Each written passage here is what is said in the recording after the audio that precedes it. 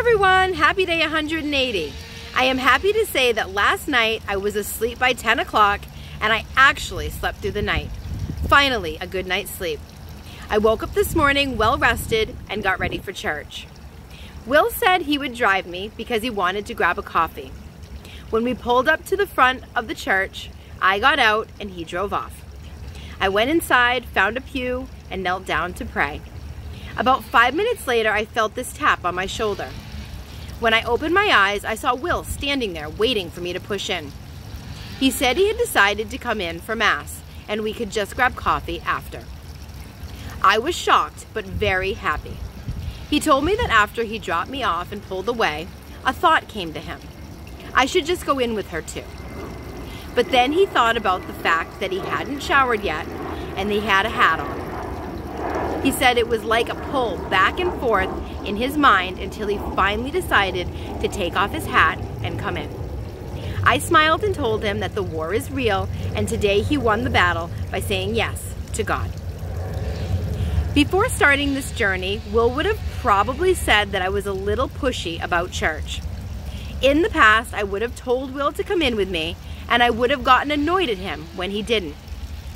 For years, Will has come to church with me and the boys every Sunday, but that's been as far as he goes until recently.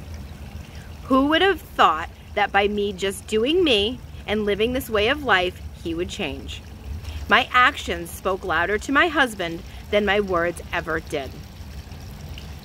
Today is the solemnity of the Annunciation of the Lord. Every time I read this passage in the Bible, I always try to put myself in Mary's shoes. Would I have been as holy as her and without hesitation said yes? The truth is, probably not. I have a hard enough time saying yes to the Lord by going to daily Mass and saying my rosary. I know that I will never be perfect like Mary and offer not just my time but myself over to the Lord, but it doesn't mean that I shouldn't keep trying. I must always strive for holiness.